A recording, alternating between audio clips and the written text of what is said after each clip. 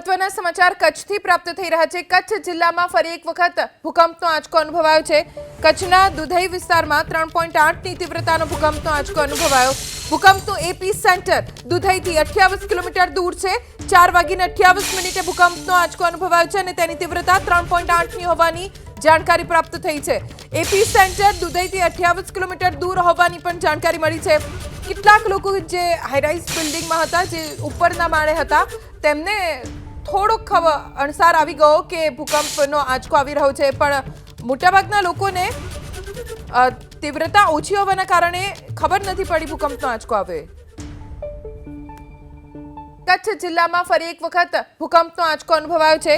કચ્છના દુધઈ વિસ્તારમાં 3.8ની તીવ્રતાનો ભૂકંપનો આંચકો અનુભવાયો। ભૂકંપનું એપી સેન્ટર દુધઈથી 28 કિલોમીટર દૂર છે। 4:28 ભૂકંપનો આંચકો અનુભવાયો છે અને તેની તીવ્રતા 3.8ની હોવાની જાણકારી પ્રાપ્ત થઈ છે। એપી સેન્ટર દુધઈથી 28 કિલોમીટર દૂર હોવાની પણ જાણકારી મળી છે। કેટલાક લોકો જે હાઈરાઇઝ બિલ્ડિંગમાં હતા, જે ઉપરના માળે હતા, તેમને થોડોક અણસાર આવી ગયો કે ભૂકંપનો આંચકો આવી રહ્યો છે, પણ મોટાભાગના લોકોને તીવ્રતા ઓછી હોવાના કારણે ખબર નથી પડી ભૂકંપનો આંચકો આવે।